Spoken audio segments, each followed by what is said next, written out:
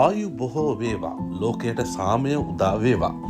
ඉතින් යාළුවනේ කෙටි වීඩියෝ එකක් අරන් ආවේ.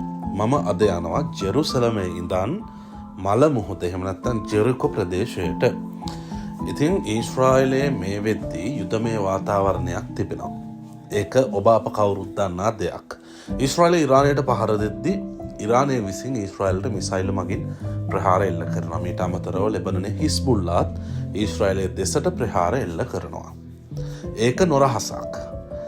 විශේෂම දේ තමා මේ සමාජ මාධ්‍ය සහ ලංකාවේ ප්‍රවෘත්ති හරහා ඔබට දැනෙන්නේ ඊශ්‍රායලයේ මිනිස්සු බිය සහ භයානකකම හමුවේ යන එනමන් නැති වෙලා තියෙනවා වගේ දෙයක්.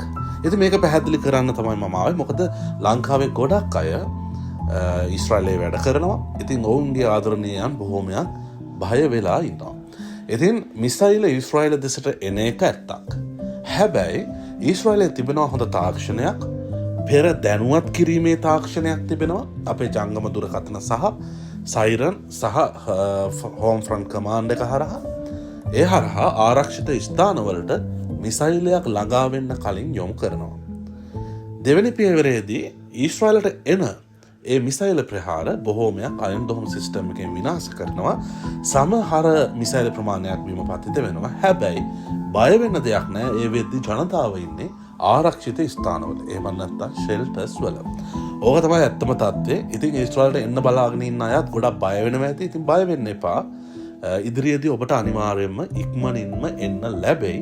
මෙහි අපි මේ ආරක්ෂිත උපදෙස් පිළිපදලා ආරක්ෂා වෙනවා. ඉතින් හැමෝටම මේ යුද ගිනිදල් ඉක්මනින් නිමාගි වෙලා ඊශ්‍රායලයට පය තියන්න හැමෝටම ඉක්මනින්ම ශක්තිය ධෛර්යය ලැබේවා කියලා මේ කෙටි වීඩියෝ එක අන්තිමට ඔයාට ප්‍රාර්ථනා කරනවා.